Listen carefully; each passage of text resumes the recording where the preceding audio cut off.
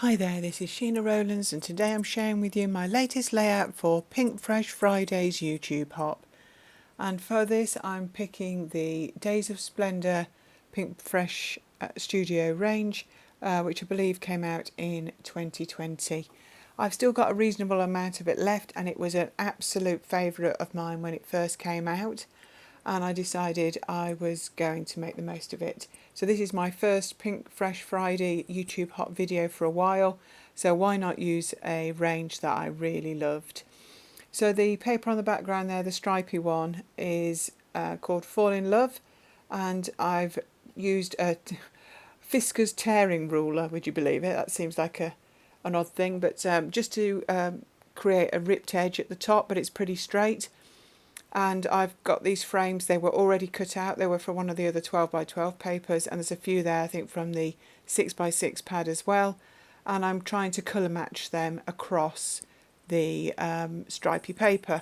Now I'm not keeping all of it, I am going to shorten that eventually when I've figured out where I want to put the frames, so that's why it's hanging off the bottom of the white cardstock. So I'm having a look at the different colours. I'd like to get a nice mixture along the way, trying to incorporate all the stripes. I remember how much I like this range, and I really like the colours.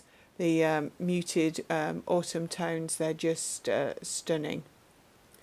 So I think I like the way those are looking, and I decided to clear the desk a little bit so that just to give me a bit of a breather and some space. And I come back in with the tearing ruler and I'm trying to figure out where I want to tear across the patterned paper again.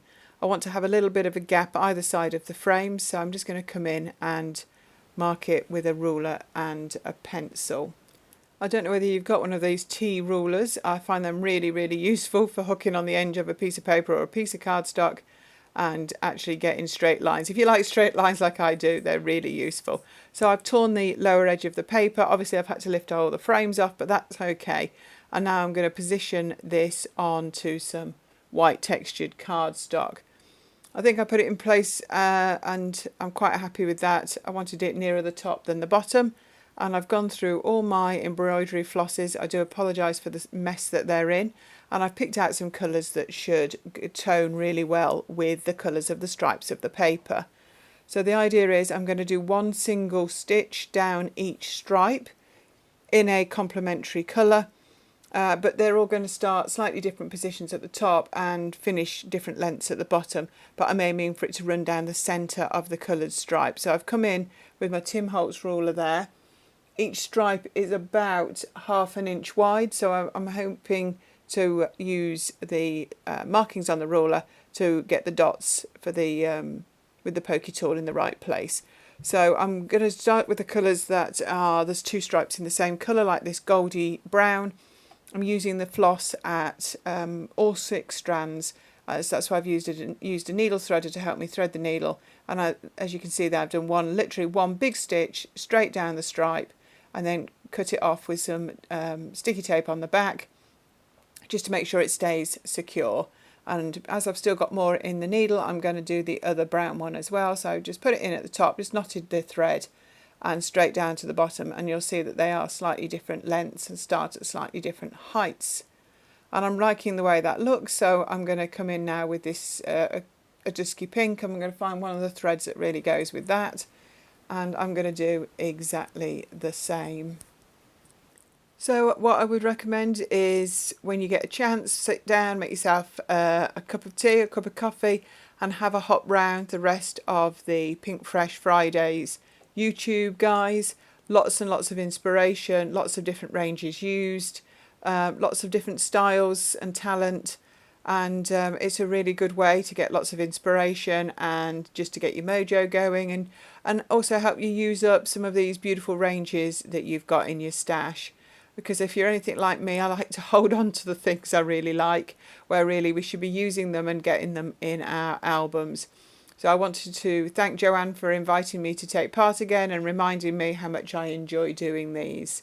So I finished sewing the thread lines off camera. You didn't need to see me do that, and now I'm going back in, positioning the frames over the top of the threads and the stripes.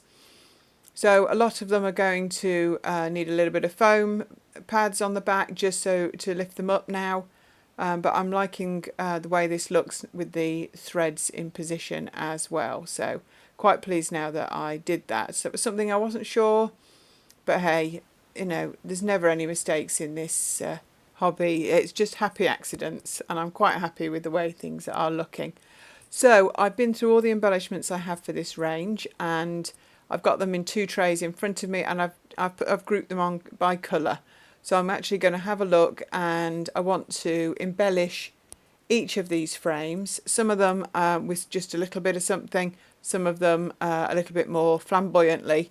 And I also need to bear in mind that so far I don't have any photographs. So I have that in the back of my head as well. So I'm going to look through the ephemera pieces and see what takes my fancy. I really like some of these lilac-y flowers, so I think that frame that's the top there with the number 2 on the circle, that I put those down instantly, and I really like the way they look, and they will stay, and they do stay to the end. So it's funny how you can make an instant decision and really like it, and then I can actually faff around a little bit more with the rest. For some reason I have quite a lot of the lilac-y embellishments. Some aren't quite suitable for this layout because I'm thinking of using outdoorsy photos. So when there's a coat and stuff, that's not quite what I wanted. But I just wanted like a natural, naturey theme because I definitely I'm thinking of some outdoor photos. But at this stage, I haven't actually printed anything.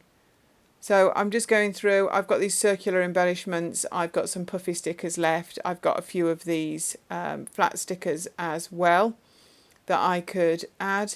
So I just like to make sure that I've had a look at everything, see if anything matches colourways, some of the words and phrases maybe.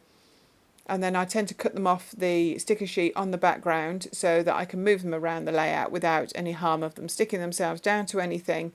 So I've had a good old embellishment there. I've also printed some photographs if you can see them. There's 5 different ones. I've done them off camera. It took a bit of time because I actually measured the frames and I did them, literally printed them to order. Did them myself on the selfie. They're all part of my son and daughter-in-law's engagement shoot, and I thought they worked really well. I think the 5 is enough, but it just gives a real feel of the afternoon that they spent with the photographer. And the centre photo right in the middle is a close-up of the 2 of them. And all the rest are taken within some wood. So I thought that worked really well. So I've just got a couple more of the frames that I haven't embellished yet. So I'm just adding a few bits and pieces. I like that word that says fall and some of the leaves. I must have used some of the smaller ones on previous layouts because obviously I've used quite a lot of this range before. So I am having to make some decisions just based on what I have in front of me. But, you know, hey, we do that all the time, don't we? So I've added another lilac die cut to that frame at the top, so it's got 2 sets of flowers on it. And I just want to add a bit more to this green frame here maybe, but I think that's going to be my title, the happy little moments there. And I bring in some enamel dots. I'm going to add one in the camera and in a couple of the flowers just to add a bit more depth as well. And I think it just with a little bit of shine it makes a difference to all the rest. Also on the 3 smallest circles that you can see around the layout, I've added a single puffy leaf, which I really like too, because I don't need to overpower everything. These 2 photos in the square frames, I'm just adding a heart to the corner. So there is something on everything, but it is not hopefully overworked. So this is the finished layout. I'm really pleased with how this came together quite quickly by my standards. Thank you so much for watching. Give us a thumbs up. Please subscribe to my channel if you'd like to see more videos like this, and do hop round the rest of the guys and visit their channels and have a good look at their videos too. So thanks so much for watching. Bye for now.